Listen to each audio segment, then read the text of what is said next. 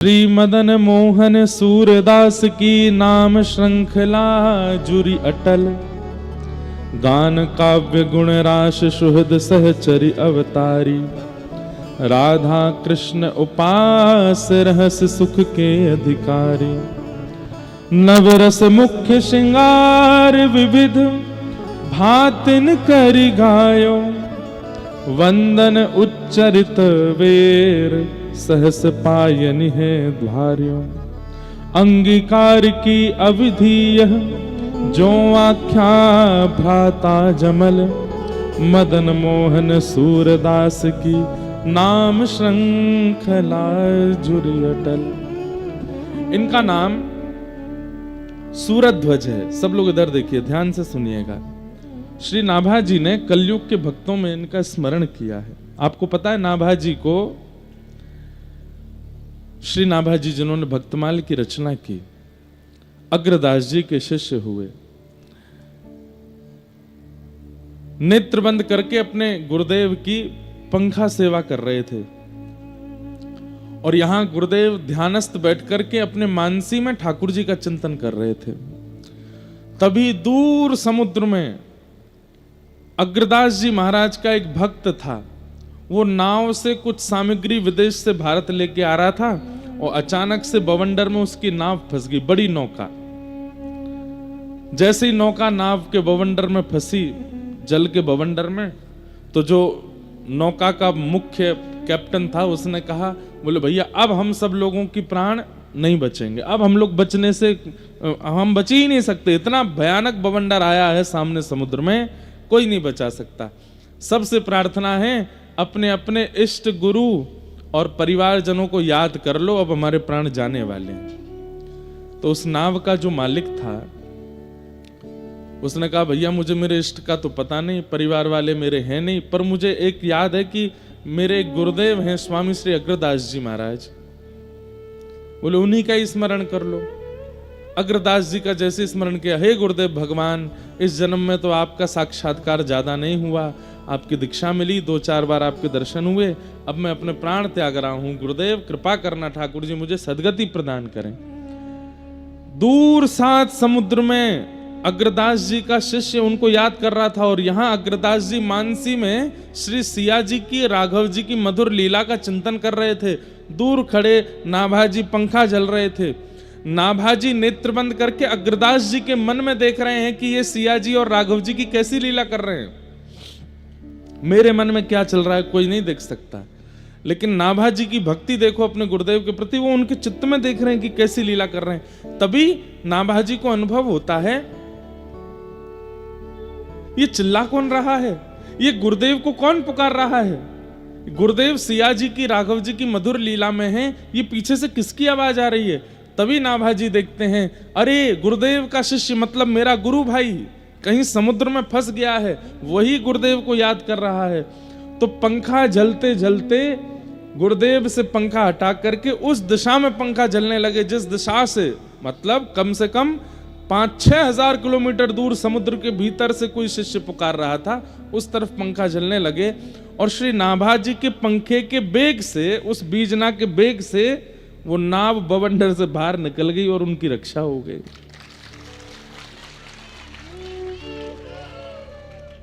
अग्रदास जी महाराज को जब सेवा पूरी हुई तब उन्होंने चिंतन किया कि कौन शिष्य पुकार रहा था बीच में। तब जाके देखा तो वो एक शिष्य रो रहा था, उसकी नाव फंस गई थी। अचानक वो नाव उस बवंडर से बाहर निकल गई। कैसे? तब जब इसके भीतर झांक करके देखा तो उनको पता चला, अरे मैं तो सिद्ध हूं, ये मेरा भक्त तो मुझसे भी ज्यादा सिद्ध है। ये नाभाजी यहां खड़े खड़े पंखा जला करके उसको निकाल दिया वहां से। ए नाभाजी, ये योग्यता तुम में कैसे आई? गुरुदेव सब आपकी कृपा है। तो बोले इस योग्यता का फिर लाभ लो। क्या? हरि का यश तो बहुतों ने गाया, हरि भक्तों का यश गाओ। तुम्हारे चित्त में एक योग्यता है कि तुम नेत्र बंद करके किसी का भी दर्शन कर सकते हो। तो जाओ अपने भूतकाल में, और भूतकाल में जितने भक्त पृथ्वी पर हुए उन भक्तों का यश लिखो। गुरुदेव कैसी कृपा, ये कितनी बड़ी आज्ञा आपने दी। बोले मैं बैठा हूं, तुम लिखो। तब श्री नाभाजी ने भक्तमाल की रचना की और उसमें भक्तों के यश गाए। तो सतयुग के भक्त वहां से प्रारंभ किया, सतयुग के भक्त, त्रेता के भक्त, द्वापर के भक्त, कहां तक कहें कलयुग के भक्तों का वर्णन किया। लेकिन इन्हीं भक्तों के चरित्र में जैसे ही वे वृंदावन के भक्तों का चरित्र लिखने का मन उनका बना, चित्रकूट के भक्त लिखे, अयोध्या जी के भक्त लिखे, भारत के अनेक जगह के भक्तों का वर्णन किया, लेकिन तभी नाभाजी का मन हुआ कि अब मैं वृंदावन के भक्तों का यश लिखूं। तो वृंदावन के भक्तों में सबसे पहले श्री हितरवंश महाप्रभु।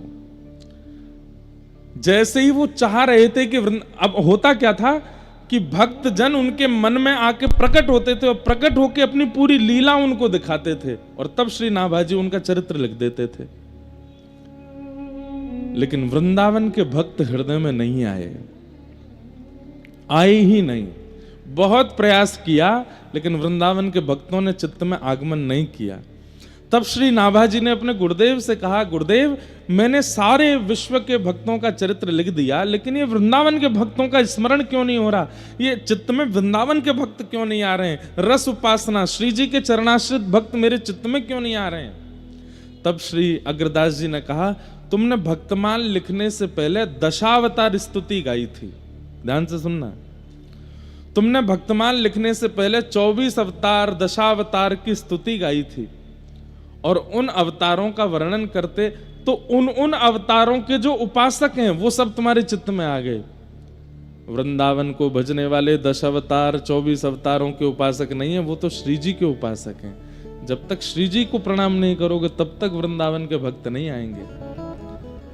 तब अग्रदास जी महाराज बोले, नाभाजी तुम रुको, मैं श्री जी को प्रणाम करता हूं। और तब श्री अग्रदास जी ने श्री जी को प्रणाम किया। किशोरी जी का एक पद गाया, अब वो विषय बहुत लंबा होगा, पद गाया। जैसे ही किशोरी जी को प्रणाम किया, आहा, हमारे माई श्यामा जू को राज, हमारे माई श्यामा जू को राज, जाके अधीन सदा ही सांवरो, जाके अधीन सदा ही सांवरो, या ब्रज को सिरताज, या ब्रज को सिरताज, हमारे माई श्यामा जू को राज, हमारे माई श्यामा जू को राज। जैसे ही किशोरी जी को प्रणाम किया, 24 अवतारों को प्रणाम किया था, तो 24 अवतारों को भजने वाले भक्त चित्त में आ गए। लेकिन जैसे ही किशोरी जी को तप्त कांचन गौरांगी श्री राधे वृंदावनेश्वरी अग्रदास जी ने जैसे ही प्रणाम किया, तुरंत श्री नाभा गोस्वामी जी के चित्त में श्री हितरवंश महाप्रभु, स्वामी श्री हरदास जी महाराज, श्री हरिराम व्यास जी महाराज आदि आदि व्रज सरीखे भक्त जो व्रज के उपासक हैं, रस के उपासक हैं, श्री जी के बिना किसी को जानते ही नहीं है, वो सब चित्त में आने लग गए, प्रकट होने लग गए। और तब व्रज रसिकों का पद उन्होंने भक्त लिखे हैं। उसी श्रृंखला में श्री सूरध्वज जी महाराज, जिनको सूरदास मदन मोहन, अब इनका नाम सूरदास क्यों हुआ जब नाम इनका सूरध्वज था? तो देखो बंधुओं, प्राचीन भक्तों के जब आप पद सुनेंगे, वे पद लिखते थे तो पद के अंत में नाम होता था, जैसे मीरा के प्रभु गिरधर नागर। सब जगह जहां भी मीराबाई का पद मिलेगा आपको, पद के अंतिम पंक्ति में मीराबाई की छाप होगी, मीरा के प्रभु गिरधर नागर, है ना। ऐसे सूरदास जी के जब आप पद पढ़ोगे तो सूरदास जी का नाम नीचे होगा, सूर कितों ही सुख पावत है, सूरदास के हरि अब कब मिलोगे, ऐसे सूरदास जी का नाम। हितरवंश महाप्रभु का कोई भी पद होगा तो जय श्री हित हरिवंश, ये छाप होगी अंत में। हरिराम व्यास जी का कोई भी पद होगा तो अंत में व्यास शब्द से संबोधित होगा। लेकिन सूरध्वज जी महाराज का नाम सूरदास कैसे पड़ा? तो बोले एक बारी एक पद लिख रहे थे, रात्रि भर बैठे बैठे उस पद की रचना की। पद की रचना करते करते अंतिम पंक्ति इनके मन में कोई याद नहीं आ रही थी, तो सो गए। और जैसे ही सुबह उठे तो वो पंक्ति लिखी हुई थी। क्या लिख रहे थे? चलो किन देखन कुंज कुटीर, चलो किन देखन कुंज कुटीर, सुंदर श्याम मदन मोहन जहां, सुंदर श्याम मदन मोहन जहां, मन मत फौज जुटी, मन मत फौज जुटी। मानो सूरध्वज जी क्या कह रहे हैं? अरे भाई चलो, कहां चलो? बोले जहां पर रसिकों की फौज जुड़ी है और मदन मोहन जी बीच में विराज करके सबको दर्शन सुख दे रहे हैं, उस कुंज में चलो। चलो किन देखन कुंज कुटी, चलो। ये पद लिख रहे थे श्री सूरध्वज जी। नंद नंदन वृषभानु नंदिनी, नंद नंदन वृषभानु नंदिनी, नेक न चाह छुटी, नेक न चाह छुटी। हे सुरत सेज पर लरती अंगना, सुरत सेज पर लरती अंगना, मुक्ता माल टूटी, मुक्ता माल टूटी। चलो किन देखन कुंज कुटी, चलो किन देखन कुंज।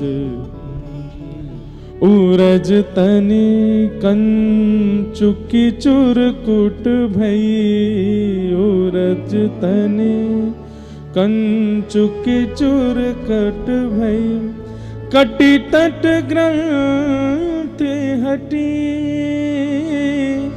कटी तट ग्रंथ हटी। चतुर शिरोमणि सूर नंद सुत, चतुर शिरोमणि सूर, चतुर शिरोमणि सूर नंद सुत, चतुर शिरोमणि सूर नंद सुत। लीनी आधार चुटी, चलो किन देखन कुंज कुटी। निवृत्त कुंज का पद लिख रहे थे। अंतिम पंक्ति में कुछ लिख नहीं पा रहे थे। सुबह उठ करके देखा तो क्या पाया? चतुर शिरोमणि सूर नंद सुत। ठाकुर जी ने आकर के उस पंक्ति को पूरा किया और इनको नाम सूरदास प्रदान किया। इनके नेत्र नहीं थे ऐसा नहीं है, नेत्र थे, लेकिन ठाकुर जी ने इनको नाम सूरदास प्रदान किया।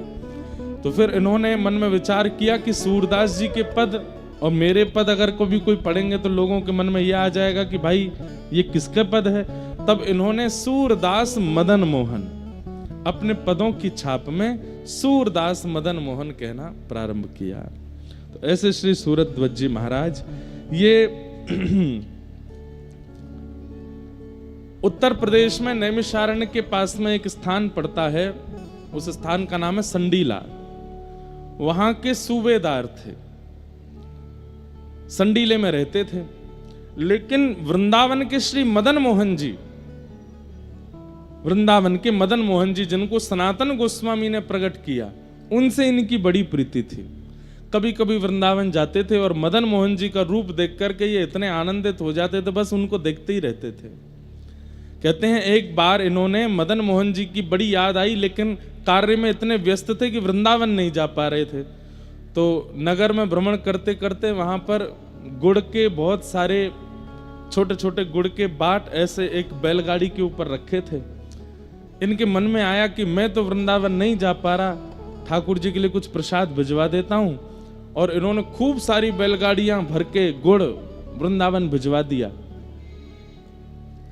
गुड़ बेचने वालों ने इनसे कहा कि भैया तुम जितने रुपए में यहां से गुड़ खरीद के और पूरा किराया देकर के वृंदावन भिजवा रहे हो, इतने में तो तुम एक व्यक्ति को कुछ धन देकर के वृंदावन भेज दो, वृंदावन से गुड़ खरीद के ठाकुर जी के मंदिर में दे देते हैं, इतना पैसा क्यों लगवा रहे हो।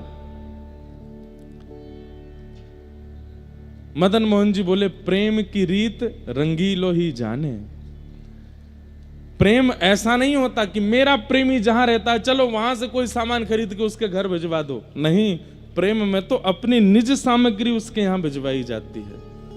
ऐसा थोड़ी होता है कि महाराज जी आप वृंदावन विराज रहे हैं, हम तो नहीं आ पा रहे, चलो ब्रजवासी का पेड़ा आपके घर भिजवा देते हैं। कौन सी बड़ी बात है, बगल में ब्रजवासी, पैसे ज्यादा हैं, आपने किसी को दे के भेज दिया। लेकिन आपने हांसी के पेड़े भिजवाए, ये बड़ी बात है ना। अब भाई हांसी का पेड़ा खरीदा गया, यहां से गाड़ी करी गई, यहां से कोई आदमी लेकर के गया, परिश्रम हुआ। भाई परिश्रम को ही प्रेम कहते हैं। जहां पर परिश्रम ना किया जाता हो, जहां श्रमित ना हुआ जाता हो, उसको प्रेम थोड़ी कहा जाता है। आजकल के युवाओं का जो प्यार है वो कैसा है, वो श्रम वाला प्यार नहीं है, श्रम वाला प्रेम नहीं है। उसमें परिश्रम नहीं करना चाहते, वो इजी वे ढूंढते हैं अपने प्रेम के इजहार के लिए। और ये इजी वे प्रेम में नहीं होता। सूरदास जी बोले कि हाँ, वृंदावन से यही गुड़ के अगर सामग्री में वृंदावन से खरीद के भिजवाऊं, मेरे 10 रुपया लगेंगे बस। उस समय की बात है, अकबर के समय की। लेकिन मैं संडीले से भेजूंगा, बैलगाड़ी में रख करके भेजूंगा, यहां से लोग चल करके जाएंगे, 2-3 दिन का मार्ग, बैलगाड़ियां धीरे धीरे चल के 3-4 दिन में पहुंचेंगी। तो श्री मदन मोहन जी को पता तो चलेगा, वहां तो बहुत लोग हैं गुड़ देने वाले, लेकिन जब संडीले से गुड़ जाएगा तो श्री मदन मोहन जी को पता तो चलेगा कि मेरा कोई प्रेमी है, उसने भेजा है मेरे लिए, वो स्वीकार करेंगे। और वही हुआ। मदन मोहन जी, सूरत ध्वज जी ने गुड़ भिजवाए संडीले से, और वहां 3 दिन बाद वो गुड़ पहुंचे। और रात्रि का समय था जब गुड़ पहुंचे। श्री मदन मोहन जी का शयन हो चुका था, रात्रि के 12-1 बज रहे थे। मदन मोहन जी तो विचलित हो गए, श्री जी से बोले, अरे सुनो, सुगंधी ना आई का? बोले काय की? बोले गुड़ की। गुड़ तो घनेरो पड़ो है रसोई घर में, रोज ही आती रहे। अरे रसोई घर वाली नहीं, बाहर ते आ रही है सुगंधी। श्री जी बोली, हाँ आ तो रही है। बोले सूरत ध्वज ने भिजवाए संडी लेते। बोले तो मालपुआ खावे को मन कर रो है।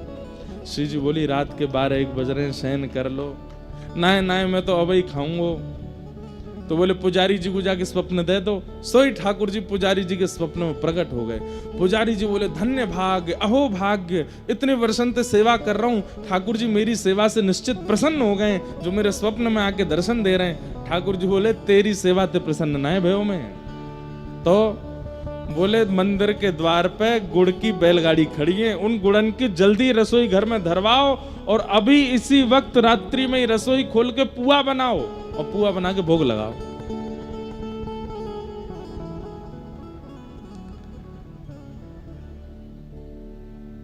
पुजारी जी बोले, अच्छा तो मेरे प्रेम से नहीं रीझे हो आप? ठाकुर जी बोले, तो तू रीझ जाऊंगा, लेकिन तू पहले पुआ बनवा। तो पुजारी जी बोले, जय जय, नेक देर रुक जाओ, 4 बजे तक सो लो, फिर मैं उठ के बढ़िया बनाई दूंगा। और गुड़ तो बहुत धरो है, पहले पुराना जो रखो है बाकू प्रयोग में ले लेंगे, नए वाले को फिर धीरे धीरे लेते रहेंगे। तो ठाकुर जी क्रोधित हो गए और स्वप्न में ही डांटने लगे। बोले, देख तू सवेरे उठेगो, तुम रसोई जैसे स्नान करवे जाएगो, स्नान घर में गिर जाएगो, तेरा मूड फूट जाएगो। अब ही उठ के जा, और अबई आ वक्त जाए के भारत गुड़ लाए के मुकु पुआ बना, मुकु अबई पवा, मेरे प्रेमी ने भेजो है। यहां पर भक्तमाल टीकाकार एक इसमें बहुत सुंदर एक दृष्टांत दे रहे थे, मैं कल पढ़ रहा था। उसमें दृष्टांत में क्या लिखते हैं, बोले एक बार किसी प्रियसी ने अपने प्रेमी के लिए रेवड़ी भिजवाई। रेवड़ी जानते हो? रेवड़ी भिजवाई अपने प्रेमी के लिए। तो जैसे ही उस प्रेमी को किसी मित्र ने आके दे, बोले सुन वो तेरी प्रियसी रहती है फलाने नगर में, बोले हाँ, उसने तेरे लिए देख रेवड़ी भिजवाई है। तो वो इतना खुश हो गया, उसको हृदय से लगा के रखे, तकिया के पास रखे, रोज एक खाता था उसमें से, मेरी प्रियसी ने भिजवाई है। एक दिन वो खा रहा था, रात्रि का समय था, उजाला था नहीं, तो ऐसे रेवड़ी मुंह में डाल डाल के खा रहा था, तो अचानक से मुंह में ना लग के नाक पे लगी रेवड़ी और वो गिर गई नीचे। तो अब वो इतना दुखी हो गया, अरे रेवड़ी गिर गई। तो उसने क्या किया, बोले दुकान पर गया, वहां से जाकर के सरसों का तेल खरीद के लाया, उसके बाद एक बाती खरीद के लाया, जलाया उसको, दिया सलाई से माचिस से जला करके, अब उसको लेकर के दिया लेकर के नीचे जमीन में ढूंढ रहा है वो रेवड़ी कहाँ है। एक और दिया जलाया, अपने 2-4 मित्रों को दिया, बोले तुम भी ढूंढो रेवड़ी। मित्र बोले रेवड़ी ही तो है भैया, तू 10-10 रुपया खर्च करके ये दीपक जला रहा है, तेल लेके आ रहा है, उसमें लौ लगा रहा है, इतने में तो नई कितनी रेवड़ियां आ जाएंगी। बोले तू नहीं जानता, ये मेरी प्रियसी ने भेजी है, वो एक भी कितनी कीमती है। अरे 10 रुपए की नई रेवड़ी खरीद लूंगा, लेकिन उसमें मेरी प्रियसी का हाथ तो नहीं है ना, ये मेरी प्रियसी की है, मैं तो यही ढूंढ के खाऊंगा। और ढूंढ करके उसने वो रेवड़ी झाड़ी फूंकी खा गया। आहा, मेरी प्रियसी ने भेजी है। ऐसी ठाकुर जी, अरे मेरो प्रेमी है सूरध्वज, माने वहां से गुड़ भिजवायो है, अभी पुआ बनाओ। रात्रि 12 बजे पुजारी जी उठ के गए, स्नान ध्यान किया, पहली बार इतिहास में 1:30 बजे रात्रि में रसोई बनी, और रसोई में पुआ बने। 2 बजे ठाकुर जी के कपाट खुले और जाकर के ठाकुर जी को माल पुआ का भोग लगाया, प्रेम से ठाकुर जी ने पाया, और फिर जाकर के बोले अब जाके सो जाओ, अब सोऊंगा मैं तान दुपट्टा। और इन सब लीलाओं का दर्शन सूरध्वज जी को स्वप्न में हुआ। ठाकुर जी ने उनके प्रसाद को स्वीकार किया, प्रसन्न हो गए सूरध्वज जी। जय हो मेरे मदन मोहन लाल, आप कितना कृपा करते हैं मेरे ऊपर, कितना प्रेम करते हैं मेरे ऊपर। ऐसे श्री सूरध्वज जी का प्रेम श्री ठाकुर जी से अनंत बन गया। एक बार की बात, क्या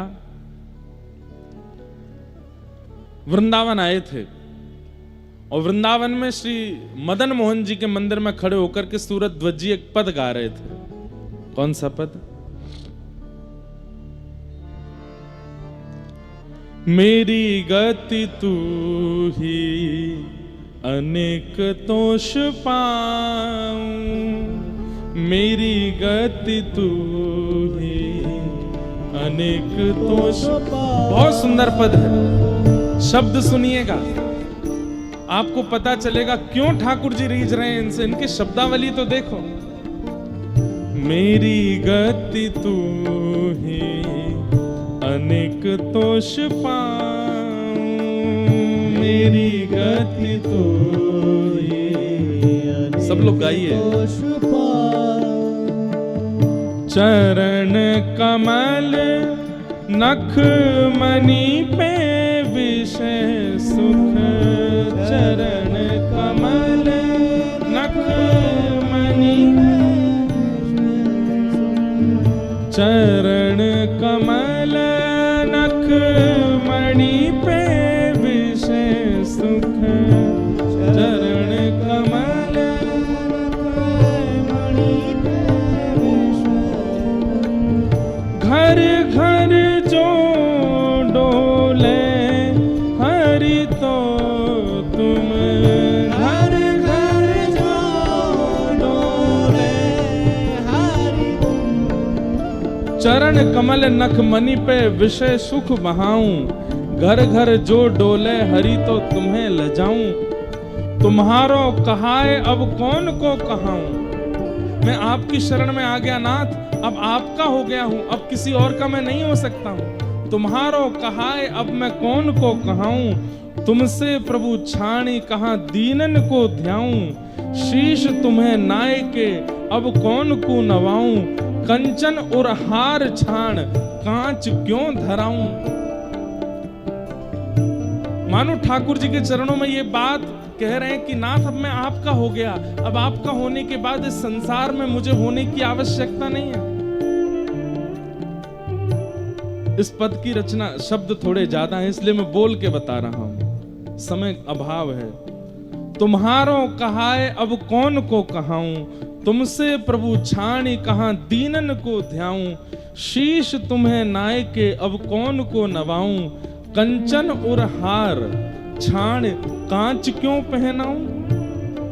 और तब क्या कहते हैं, शोभा सब हानि करे जगत को हंसाऊं, हाथी ते उतर के गधा क्यों चढ़ाऊं।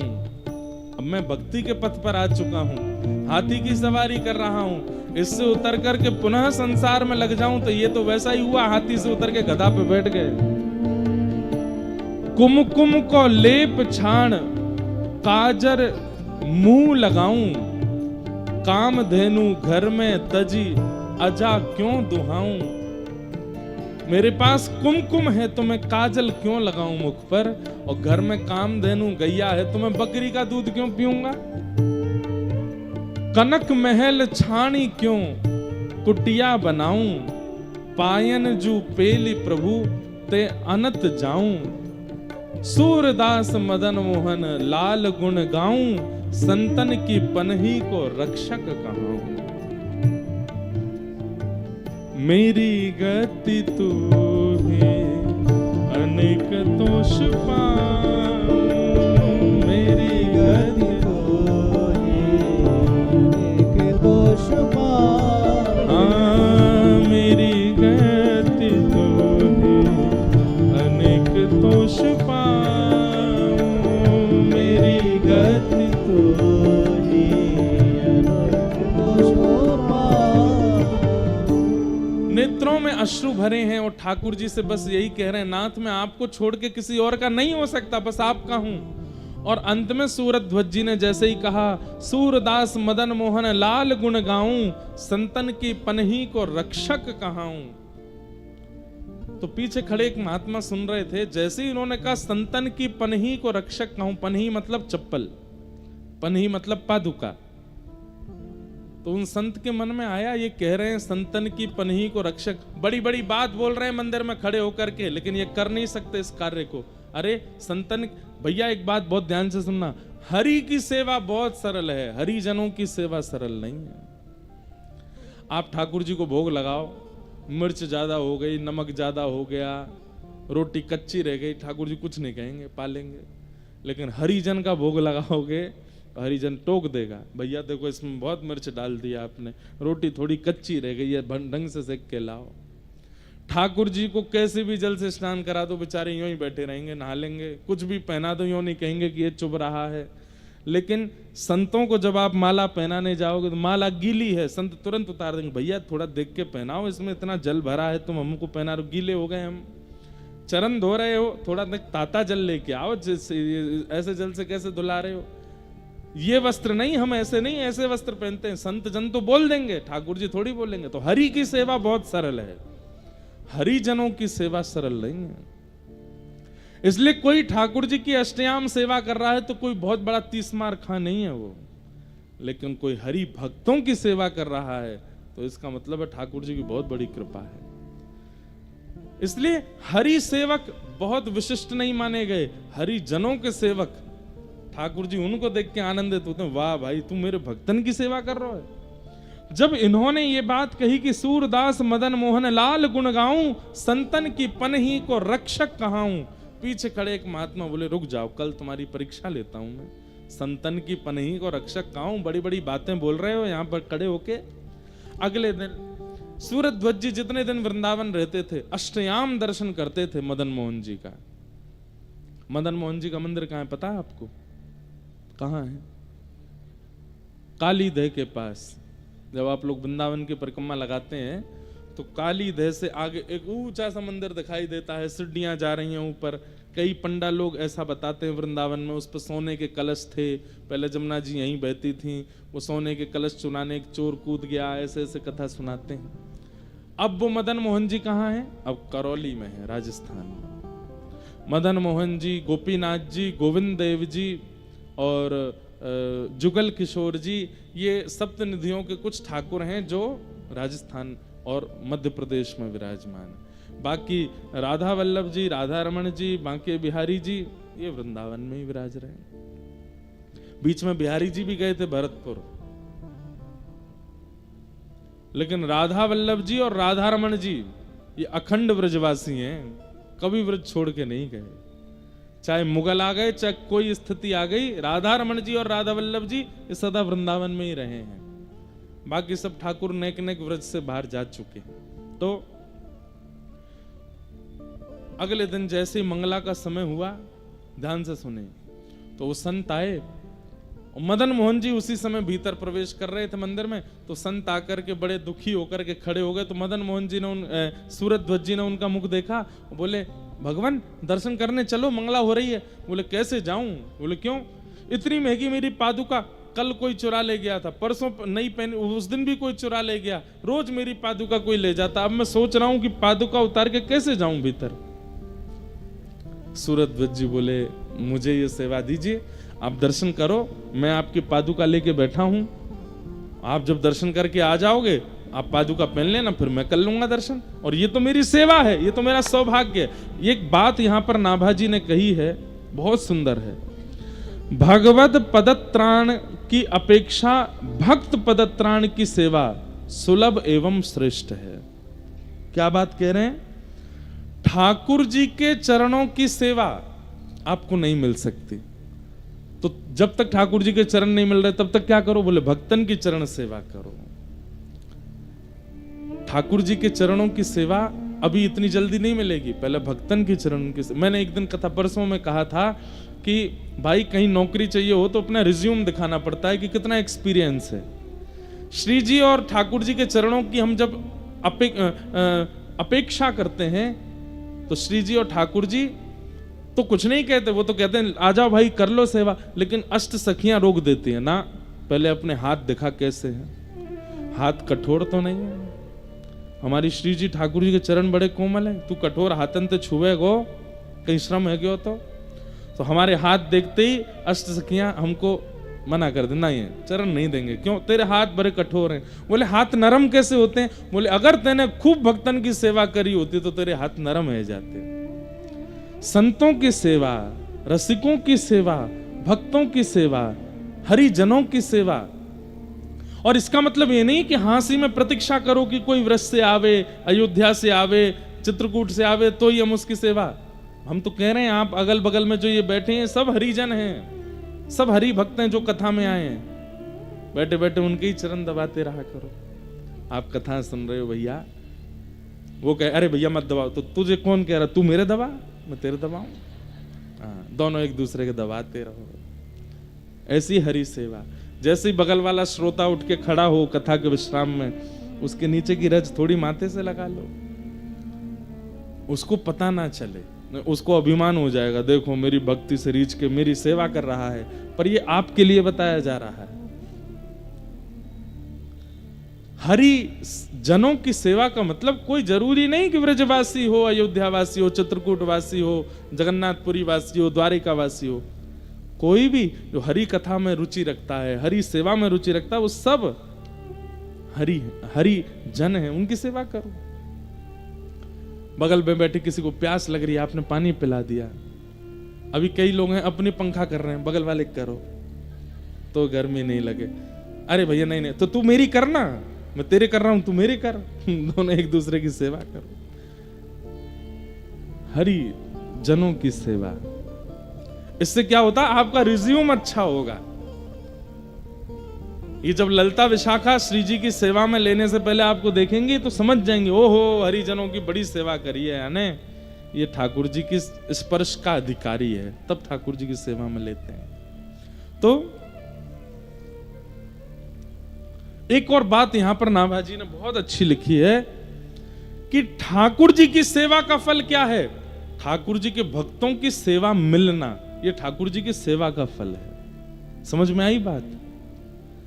जिसने अपने ठाकुर की खूब सेवा करी होगी उसी को अपने जीवन में किसी हरि भक्त की सेवा करने का अवसर मिलेगा।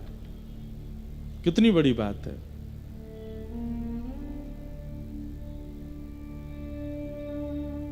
वाह।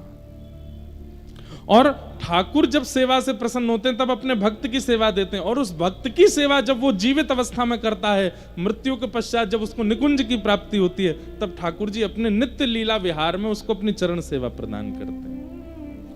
बड़ा बड़ा अद्भुत रहस्य है, इसको समझिएगा। आपने अपने घर के ठाकुर की सेवा अगर मंगलमय रूप से नहीं करी तो आपको कभी जीवन में किसी भक्त की सेवा नहीं मिल सकती। लेकिन आपने अपने ठाकुर की सेवा यदि करी होगी तो आपके घर भक्त आएंगे, उनकी सेवा भी मिलेगी और उनको उनकी कुछ सेवा करने को अवसर भी प्राप्त होगा। तो सूरध्वज जी महाराज उन संत से बोले, आप भीतर दर्शन करने जाओ, मैं आपकी पादुका की रक्षा करता हूं, और जब आप आ जाओगे तब मैं चला जाऊंगा। संत बोले, नहीं नहीं नहीं, तुम्हारा नित्य का मैं देख रहा हूं 3 दिन से, तुम सुबह मंगला दर्शन और फिर श्रृंगार दर्शन और फिर ग्वाल दर्शन, बालभोग दर्शन और सब राजभोग दर्शन, उत्थापन दर्शन, अष्टयाम दर्शन करते हो, मेरे कारण तुम्हारे दर्शन छूटेंगे। अरे नहीं, आप जाइए ना, आप दर्शन करिए, मंगला छूट जाएगी तो मैं अगला श्रृंगार दर्शन कर लूंगा, आप जाओ। और संत जैसे ही भीतर गए, सूरध्वज जी उन पादुकाओं को हृदय से लगा के बैठे और मन में क्या विचार कर रहे हैं, बोले एक पादुका श्याम सुंदर, दूसरी पादुका किशोरी जी हैं। आज तक तो ठाकुर जी दूर से दिखते थे, लेकिन आज मेरे हृदय से लग गए हैं, और लेख करके बस रोने लगे। मेरे प्रिया प्रियतम दोनों मेरे हृदय से लगे, खूब रोए अपने हृदय से लगा करके। वो संत भीतर गए, वो तो परीक्षा लेने आए थे, मंगला के दर्शन करके भीतर ही खड़े रहे, बाहर आए ही नहीं। घंटा 1.5 घंटा बाद श्रृंगार का दर्शन खुल गया, संत बाहर आए ही नहीं, भीतर ही बैठ गए। बोला आज देखता हूं, बड़ा कहते हैं संतन की पनही को रक्षक कहा हूं, कभी तो चिढ़ेगा, कभी तो परेशान होगा, चिल्ला करके बोलेगा कि निकलो बाहर, कहां अंदर बैठ गए हो। लेकिन सूरध्वज जी तो बस ऐसे ही बैठे हैं। धीरे धीरे उजाला हो गया, धूप तेज हो गई, श्रृंगार का दर्शन, बाल भोग का दर्शन, ग्वाल का दर्शन, राजभोग तक आ गया, 12 बज गए दोपहर के। सूरध्वज जी ऐसे ही बैठे। मंदिर बंद हो गया, संत जी अंदर ही सो गए। 4 बजे पुनः उत्थापन हुआ, उत्थापन होते ही देखा तो बाहर अभी भी ऐसे बैठे हैं। थोड़ी और परीक्षा ले लूं, औलाई हो गई, ब्यारू हो गया, शयन के दर्शन हो रहे हैं, लेकिन अभी भी सूरध्वज जी ऐसे ही बैठे। संत का हृदय पिघल गया, बोले कि ये कहते नहीं है, ये है इनके चित्त में, ये संतों की पनही के रक्षक हैं। निकल करके साधु बाहर गए और जाकर के सूरध्वज जी को हृदय से लगा लिया, कान पकड़ने लगे, मुझे क्षमा कर दो, मैंने आपकी परीक्षा लेनी चाहिए। कल जब आपके मुख से सुना संतन की पनही को रक्षक कहा हूं, इसलिए जानबूझ करके ऐसा किया कि आपके दर्शन छूटे और अपनी पनहियां आपके हाथ में दे दूं। मुझे अब आप जल्दी जाओ, शयन का दर्शन बंद होने वाला, आपका नियम ना टूटे, मदन मोहन जी को देख आओ। तो सूरध्वज जी के नेत्र सजल हो गए, बोले मैं सुबह से दर्शन ही कर रहा हूं। हे नाथ, आपने आज मुझ पर इतनी बड़ी कृपा की कि मेरे वर्षों की मदन मोहन जी के दर्शन का फल आज मुझे प्राप्त हुआ। प्रिया प्रियतम दोनों मुझे निकुंज में लेकर के गए थे, नेत्र बंद करके मेरा शरीर यहां बैठा था, पर मैं प्रिया प्रियतम के साथ विहार कर रहा था। आज उन्होंने मुझे सहचरी बनाया, सखी बनाया, अपने रास का अनुभव कराया।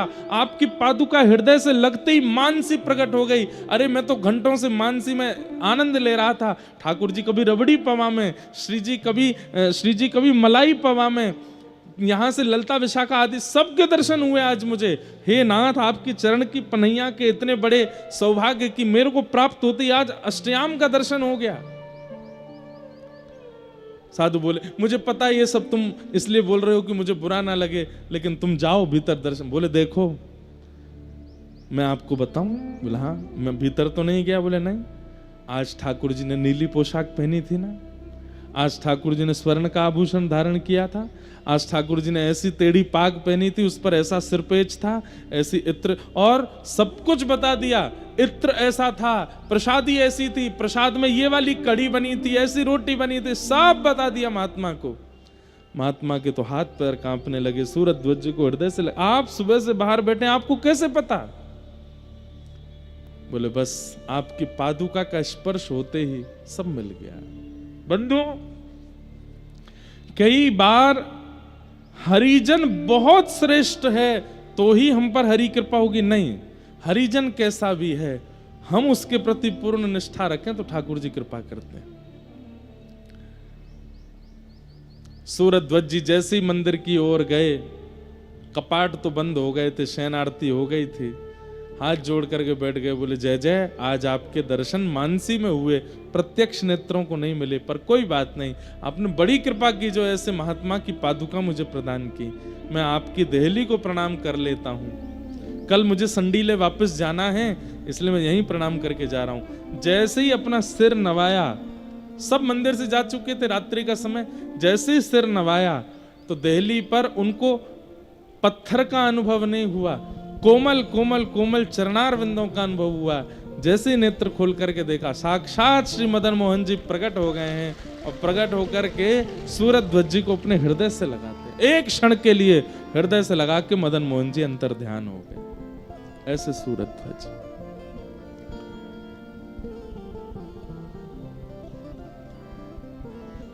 हरिजनों के पादुका की कैसी कृपा सूरज ध्वज जी के ऊपर हुई। ऐसे श्री सूरज अब तो मगन रहने लगे, मगन झूमते हैं, मगन गाते हैं, मगन आनंद में रहते हैं। ठाकुर जी ने बड़ी कृपा कर दी है मेरे ऊपर। अब दर्शन होने के बाद वापस संडीले गए, और संडीले जाकर के इनका काम क्या था, सूबेदार का काम क्या होता था कि उस नगर के बड़े बड़े व्यापारी और जो कोई भी कार्य, उन सब से कर लेना, टैक्स लेना, और अकबर बादशाह को दिल्ली पहुंचवाना, ये उनका काम था। इस बार संडीले गए, साल भर का जितना भी कर लिया था पूरे नगर से, वो सब कर बक्सों में जमा करके दिल्ली भिजवाना था। लेकिन इनके मन में आया, बोले ठाकुर जी का दर्शन हुआ, मैंने कुछ किया तो है ही नहीं, दर्शन का कुछ तो उत्सव मनाना चाहिए। तो इन्होंने क्या किया, जितना भी साल भर का धन आया था अकबर को भेजने के लिए, उन सब धन से आसपास के क्षेत्र में ढिंडोरा पिटवा के संतों को बुलवा करके सब संतों को पवा दिया, भंडारा कर दिया, ठाकुर जी के दर्शन का भंडारा किया। और यहां दिल्ली से लोग आ गए थे बादशाह के कि भाई साल भर का जो कर है वो दो। तो इन्होंने सारे बक्सों में पैसे तो खर्च कर दिए, संतों को पवा दिए, तो इन्होंने पत्थर भर दिए, और पत्थर भर के उनके ऊपर एक पत्र लिख करके उस पर लिख दिया, 13 लाख संडीले उपजे सब संतन मिल गटके। 13 लाख संडीले उपजे सब संतन मिल गटके, और आधी रात सूरज ध्वज वृंदावन को सटके। सब दे करके अकबर को बोले अब अकबर हमको जान से मारेगा। सब भिजवा करके और अपने सूबेदार की पदवी पर प्रणाम करके सीधे वृंदावन भाग गए, वृंदावन पहुंच गए। यहां जैसे ही लोग बाग आए, बोले महाराज संडीले का पूरा साल भर का कराया है। अकबर बोले खोल के दिखाओ। देखा तो पत्थर थे। बोले इसमें तो पत्थर हैं, एक पत्र लिखा है। बोले दिखाओ। अकबर जो था वो शेर व शायरी और लेखनी कवित्व का बड़ा दीवाना था, और उसने जैसे ही देखा क्या लिखा है, 13 लाख संडीले उपजे संतन सब संतन मिल गटके। मतलब समझ गए, बोले 13 लाख कुछ सामग्री हुई थी, हमने सबका भंडारा कर दिया संतन को, और सूरज ध्वज आधी रात सूरज ध्वज वृंदावन को सटके। तो अकबर बहुत जोर से हंसा। अकबर थोड़ा सा अच्छा तो था, संतों के प्रति भक्तों के प्रति उसकी बढ़िया निष्ठा। उसने फिर एक पत्र लिखा, और पत्र लिख करके सूरज ध्वज जी को भिजवाया। और उसमें क्या लिखा अकबर ने, बोले गटके तो हमारे गटके, तुम काहे को सटके।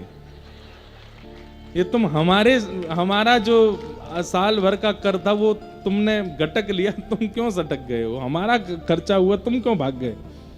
कोई बात नहीं, रही है प्रेम से वृंदावन में। लेकिन अकबर का एक वित्त मंत्री था टोडरमल, उसको ये बात सहन नहीं हुई। बोले ऐसे कैसे, ऐसे तो जितने भी सूबेदार हैं भारत में इन सबके पर निकल आएंगे, ये सब कह देंगे कि जब सूरज ध्वज कर सकता है तो हम क्यों नहीं। नहीं, इसको तो कठिन से कठिन मैं दंड दिलवा के रहूंगा। लेन के पठाए कहीं निपट रिझाए, हमें मन में न लाए लिखी बन तन डारे हैं। टोडर दीवान कयो धन को वीरान कियो, ल्यावो रे पकड़ी मूड फेरी के संभारे हैं। ले गए हजूर निप बोलो हंसो दुख दूर राखो, ऐसे महाकूर सो पे दुष्ट कष्ट धारे हैं। दोहा लिख दीनो अकबर देख रिझलीनो, जावो वाही ठोर त्रापे द्रव सब वार्यो है। तोडर मल ने वृंदावन सैनिकों को भेजा और बोले अकबर को पता ना चले, सूरज ध्वज को पकड़ के दिल्ली ले आओ और तय खाने में डाल दो।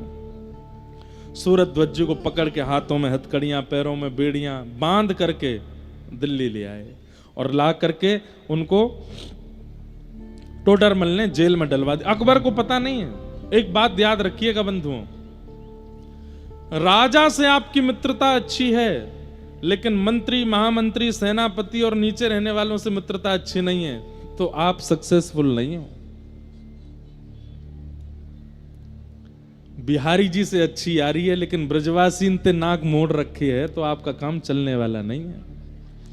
राधा रमन जी से प्रेम है, लेकिन वृंदावन के बंदरों को आंख दिखाते हो तो राधा रमन जी से चाहे कितनों प्रेम हो, ये बंदर मिलने नहीं देंगे ठाकुर जी से। एक बार एक राजा था, उसका एक वो थे गुरु, कुल गुरु। तो कुल गुरु, राजा बिना कुल गुरु से पूछे कुछ नहीं करता था। एक बार कुल गुरु आए तो मंत्री महामंत्री सब राम राम करते थे, जय श्री कृष्ण करते थे। कुल गुरु उनको, हे चलो मंत्री महामंत्री पैर वैर मत छुआ करो मेरे, तुम दूर रहो, मेरा राजा से संबंधित सीधा। और राजा ने इतना उनको सम्मान दे रखा था कि राजा खड़ा रहता था, जब तक कुलगुरु आके नहीं बैठते थे सभा में तब तक अपने सिंहासन पर नहीं बैठता था। उसका कुलगुरु को अभिमान हो गया। मंत्री महामंत्री बोले तुम भाई राजा के कुलगुरु हो, ठीक है बात, लेकिन हम लोग भी मंत्री महामंत्री हैं, हमारी तुम राम राम भी नहीं लेते हो। एक बार मंत्री जी ने कहा मैंने नया घर बनाया है, हे कुलगुरु देवता आप अपने ब्राह्मणों सहित मेरा गृह प्रवेश करा दो। तो कुलगुरु जोर से हंसे, औकात में बात किया करो, राजा के कुलगुरु हैं हम, मंत्री का गृह प्रवेश कराएंगे हम, चलो जाओ ढूंढ लो कोई ऐसे चलता फिरता पंडित। मंत्री को इतना क्रोध आया, बोले कि इस कुलगुरु को अगर हमने इसका अभिमान चोर नहीं किया तो ना हम भी महामंत्री नहीं। और मंत्री ने अपने सब राजा के नीचे जितनी सेना होती है, मंत्री महामंत्री सेनापति आदि आदि जो भी होते हैं, सबको रात में इकट्ठा करके मीटिंग करी। बोले ये कुलगुरु ने नाक में दम कर रखा है। सब बोले हमारी भी राम राम नहीं लेते वो। बोले तो भाई ये हमसे नहीं बना के रख रहा तो राजा से इसकी बनने नहीं देंगे, कल इसको मंदिर में इसको महल में प्रवेश नहीं करने देंगे। सबने कहा बोले राजा से क्या बोलेंगे, बोले वो सब मुझ पर छोड़ दो। अगले दिन कुलगुरु आए तो बाहर ही सब खड़े हो गए। कुलगुरु बोले रास्ता दो भीतर जाना है। बोले बिल्कुल नहीं जाने देंगे, पहले हमसे राम राम बोलो। कुलगुरु बोले बिल्कुल नहीं बोलूंगा। बोले नहीं बोलोगे? बोले नहीं बोलेंगे। तो बोले हम भी अंदर नहीं जाने दे रहे। कुलगुरु बोले मैं यहीं अनशन व्रत पे बैठ जाऊंगा और राजा को पता चलेगा तुम सबको फांसी पे लटका देगा। बोले राजा को पता लगेगा तब ना, हम पता लगने ही नहीं देंगे। वो अनशन पे बैठे तो सारी सेना उनको उठा करके ले गई, दूर जंगल में जाके फेंक आई, मिलने ही नहीं दिया। वो घूम घूम के और भी 3-4 बार 10 बार आ गए, लेकिन राजा ने सेनापति मंत्रियों ने मिलने नहीं दिया। यहां भीतर राजा ने पूछा हाँ भाई ये कुलगुरु देवता हमारे क्यों नहीं आए? बोले वो कल आपको बताना भूल गए थे, पास के एक शहर में उनकी कथा है तो 7 दिन के लिए वो वहां गए हैं, बोले थे कि राजा को बता दे। कभी कभी कथा करने जाते थे वो। राजा बोले अच्छा, गुरुदेव तो हमेशा बता के जाते थे कथा में, इस बार भूल गए होंगे, कोई बात नहीं। तो 7 दिन तो ऐसे निकले। 8वां दिन आया, राजा बोले गुरुजी की कथा हो गई होगी, वो आए नहीं। तो मंत्री रोते रोते बोला क्या बताएं, कल कथा करके लौट रहे थे? बोले हाँ, रास्ते में ही हृदय गति रुक गई उनकी, पधार गए गुरुजी। गुरुजी तो वैकुंठ चले गए। राजा इतना रोया, मेरे गुरुदेव पधार गए। बोले हाँ, मुझे जल्दी लेके चलो, मुझे उनके अंतिम संस्कार में जाना है। बोले नहीं नहीं भगवान, आप नहीं जा सकते। बोले क्यों? बोले वो कुलगुरु अपनी उसमें लिख करके गए थे कि मेरे प्राण निकलने के 24 घड़ी के अंदर अंदर मेरा अंतिम संस्कार कर देना, नहीं तो मैं प्रेत बन जाऊंगा। इसलिए आपको बिना बताए उनका संस्कार हो गया। मैं अपने गुरुदेव का अंतिम दर्शन नहीं कर पाया।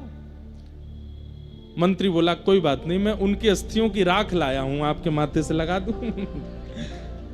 मरे नहीं है गुरुदेव, वो बना दी बात मंत्री ने।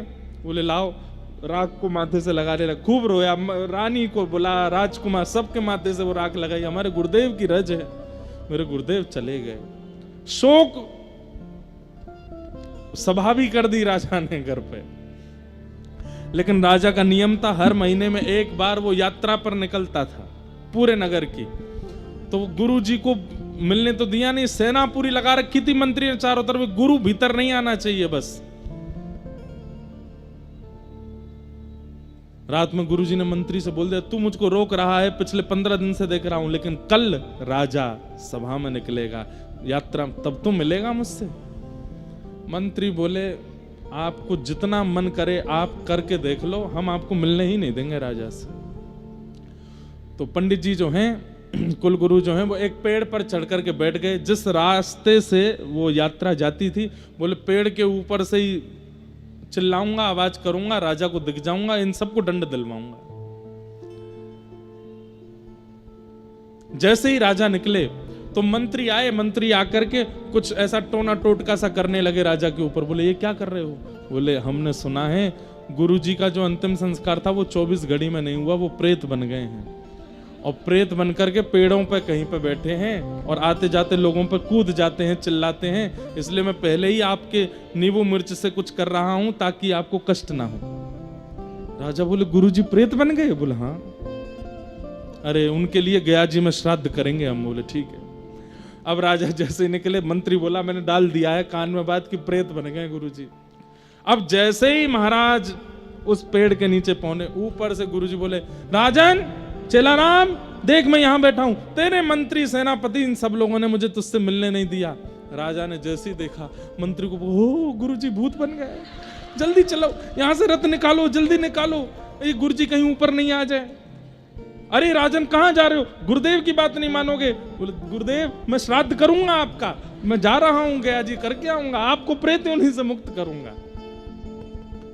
अंत तो गत्वा मंत्री महामंत्री सेनापति सब बोले करोगे हमसे राम राम? गुरुजी बोले भैया तेरे पांव पूजूं मैं। बोले कि राजा से भले ही तुम्हारा संबंध है, लेकिन नीचे वालों से बिगाड़ के रखोगे तो ऊपर वाले से मिलने का कोई फायदा नहीं है। इसलिए भैया वृंदावन के बानर, वृंदावन के ब्रजवासी, वृंदावन के रसिक जन, वृंदावन के संत जन, इनसे प्रेम नहीं है, सीधे राधा वल्लभ, सीधे राधा रमन, सीधे बिहारी जी से ही प्रीति है। तो फिर देख लेना ये मिलने नहीं देंगे अगर निकुंज में पहुंच भी गए तो। इसलिए एक बार को राधा वल्लभ जी का दर्शन ना हो चलेगा, राधा रमन जी का दर्शन ना हो चलेगा, बिहारी जी का दर्शन ना हो चलेगा, बंदरों को केला खिलाएंगे, संत जनों की सेवा करेंगे, ब्रजवासियों से खूब प्रेम से मिलेंगे, खूब आनंद करेंगे, नीचे वाले इनको प्रसन्न रखेंगे ताकि ऊपर वालों अपने आप राजी रह जाए। लेकिन नीचे वाला राजी होता है तो ऊपर वाले से मिलवा ही देता है। अगर प्रधानमंत्री आपका मित्र है तो आप उससे नहीं मिल पाओगे, लेकिन प्रधानमंत्री का पीए आपका मित्र है, पूरा शेड्यूल बता देगा, 5 बजे यहाँ रहेंगे, 6 बजे यहाँ रहेंगे, 7 बजे वहां रहेंगे, 8 बजे चाय पियेंगे, वहीं आ जाइए मिलवा दूंगा मैं। पीए मिलवा देगा, प्रधानमंत्री नहीं मिलेगा। आपका कोई बहुत बड़ा मित्र अधिकारी बन गया हो तो आपने भी अनुभव किया होगा, नहीं मिलता वो, अधिकारी का जो सेक्रेटरी है उससे मित्रता कर लो, वो मिलवा देता है। ठीक वैसे भैया इस संत जन ठाकुर जी के सेक्रेटरी हैं, हरिजन ठाकुर जी के सेक्रेटरी हैं, इनसे प्रेम बना करके रखो। राधिका रानी जी, वृषभानु दुलारी जी, राधिका रानी जी, वृषभानु दुलारी जी, ओ सुन लो अरज हमारी हमारी, रहूं ब्रज रज को उपास उपासी, रहूं ब्रज रज को उपासी, ब्रज रज को पासे उपासे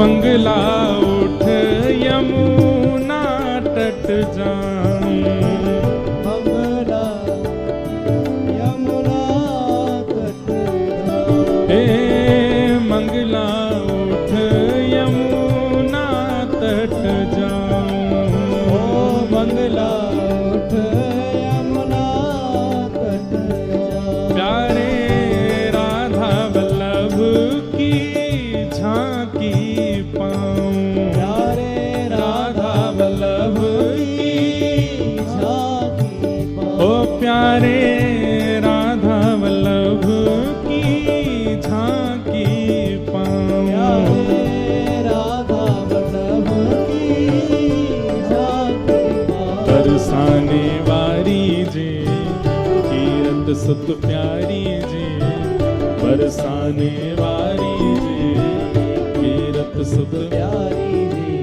ओ सुन लो वरज हमारी हमारी रहूं ब्रज रज को उपासे उपासे ब्रज रज को उपासे रहूं ब्रज रज को उपासे उपासे ब्रज रज करताल बजा के गाओ भाव से हे राधिका रानी जी वृषभानु दुलारी जी राधिका रानी जी वृषभानु दुलारी ओ सुन लो अरज हमारी हमारी रहूं ब्रज रज को पासी पासी रहूं ब्रज रज को हे उपासी रहूं ब्रज रज को पासी उपासी रहूं ब्रज रज बोलो वृंदावन बिहारी लाल की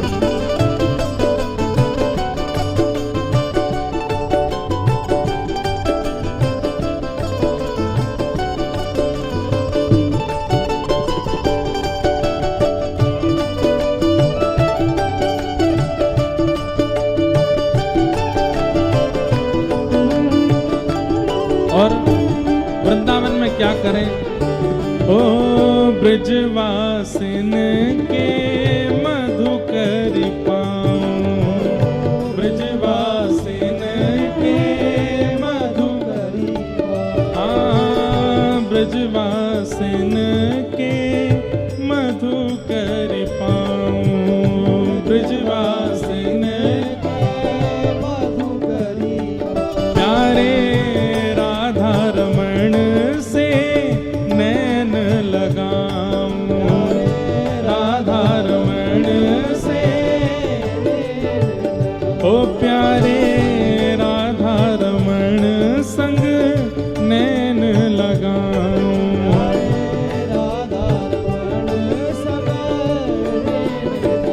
अति भोली भारी जी सुनो अरज हमारी जी अति भोली भारी जी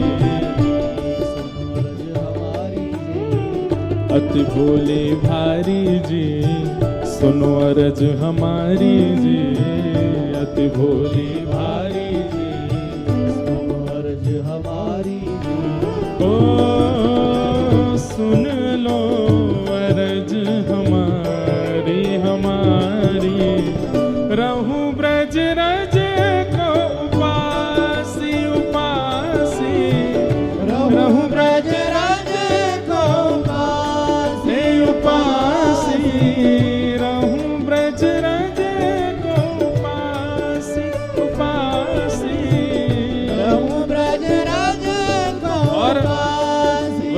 का तीसरा नियम क्या है? रसिक जनन की सेवा पाऊं, रसिक जनन की सेवा पाऊं, ओ रसिक जनन की सेवा पाऊं, रसिक जनन की सेवा पाऊं, प्यारे कुंज बिहारी के दर्शन पाऊं, प्यारे कुंज बिहारी के दर्शन पाऊं, प्यारे रसिक बिहारी के दर्शन पाऊं, प्यारे रसिक बिहारी के दर्शन ऊंचे महलन वारी जी, वृषभानु दुलारी जी, ऊंचे महलन वारी जी। और एक बात और बोलो, ऊंचे महलन वारी जी, गिरधर की प्यारी जी, ऊंचे महलन वारी जी, गिरधर की प्यारी ओ सुन लो अर्ज हमारी हमारी, रहूं ब्रज रज को उपासे उपासे, रहूं ब्रज रज को उपासे उपासे, रहूं ब्रज रज को उपासे उपासे। श्री सूरत ध्वज जी को पकड़ करके ले गए और वहां एक दस्तम खां नामक, अब खड़े रहो, अभी बैठो नहीं, खड़े खड़े सुन लो, 10 मिनट की कथा और है, कीर्तन करते हुए हम निकलेंगे, हमको जल्दी पहुंचना है। तो दस्तम खां नामक एक बड़ा क्रूर जेलर था, उसके हवाले कर दिया। वो इनको इतना मारता था, इतना प्रताड़ित करता था कि हाँ श्री जी, हाँ मदन मोहन कह करके रोते थे। इन्होंने 6 महीने तो उसकी मार सही, उसके बाद कहा कि मैं अकबर को कुछ लिख दूं। तो जानते तो थे कि अकबर जो है वो लेखनी का बड़ा रसिक है। तो इन्होंने अकबर को एक पंक्ति लिख करके भेजी। क्या लिखा? एक तम अधियारो करे, शून्य दई पुण्य ताही, दस्तम ते रक्षा करो, दिनमणि अकबर शाही। क्या कह रहे हैं? बोले कि भैया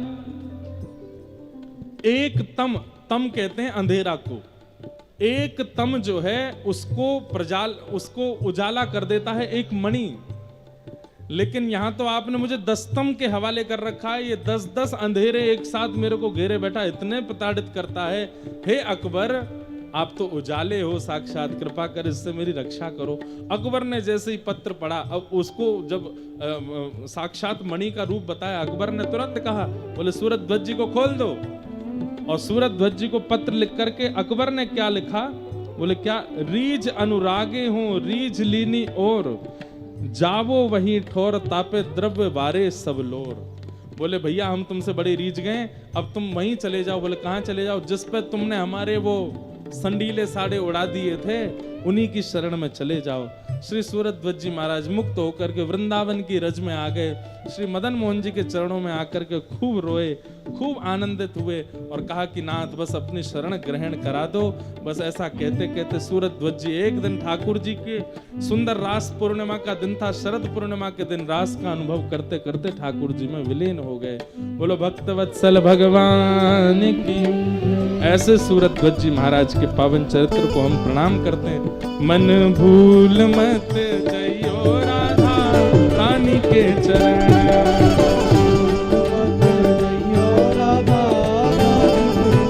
मेरे मन भूल मत जइयो राधा रानी के चरण,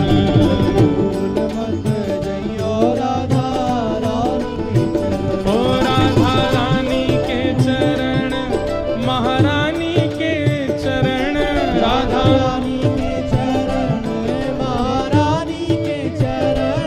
श्यामा प्यारी के चरण, राधा रानी के चरण, राधा प्यारी के चरण, राधा रानी के चरण, करके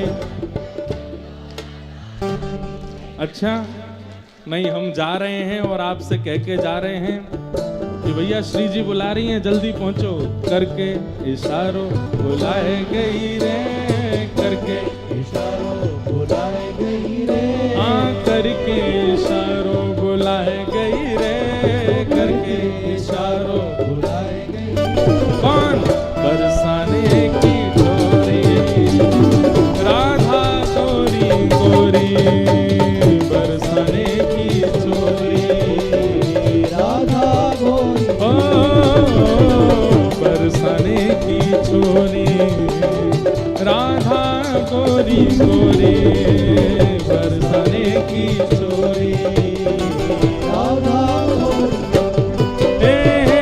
जो कान्हा मेरो गाम न जाने, कान्हा मेरो गाम न जाने, जो कान्हा मेरो गाम न जाने, कान्हा मेरो गाम न जाने, ओ जो कान्हा मेरो गाम न जाने, कान्हा मेरो गाम न जाने, जो कान्हा मेरो गाम न जाने, जो कान्हा मेरो गाम न जाने, ऊंचो बरसानो बताए गई रे, ऊंचो बरसानो। बताए गई रे, आपको धूप लग रही है, बहुत बेचारे परेशान हो रहे हो, अरे भुजा उठा के गाओ। ऊंचो बरसानो बताए गई रे, ऊंचो बताए गई रे, हाँ ऊंचो बरसानो बताए गई रे, ऊंचो बरसानो बताए गई कौन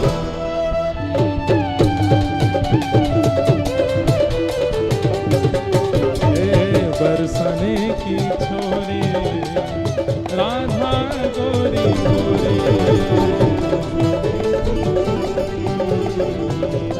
गाओ जय राधे राधे, जय राधे राधे, वृषभानु दुलारी, कीरत सुत प्यारी, हमारी प्यारी, वृंदावन वारी, श्री कृष्ण प्यारी।